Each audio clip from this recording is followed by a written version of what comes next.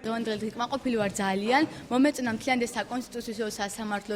დავათვალიერეთ მისი როგორც ვიზუალურად, ასევე გავიგეთ შენობის ისტორიის შესახებ, გავიგეთ თუ რა უფლებები გააჩნია საკონსტიტუციო სასამართლოს და ჩვენ ზოგადად, ადამიანი ბავშვებს უფრო მეტად რა უფლებებისთვის, რა კანონდარღვევით უნდა მივმართოს საკონსტიტუციო სასამართლოს. ეს პროექტი, როგორც ისე ვთქვათ, ბავშვთა ფონდი არასამთავრობო ორგანიზაცია ახორციელებს ამას და მომავალშიც ვიმედოვნებ, რომ ეს პროექტი უფრო გახანგრძლივდება, ბავშვები და სერვიანტ მოსახლეობა უფრო მეტად იქნებიან ინფორმირებული. ამ პროექტის მიზანია აჭარის მაღალმთიანი რეგიონის სკოლის ამთავრებელი მოსწავლეების სამოქალაქო განვითარების ხელშეწყობა.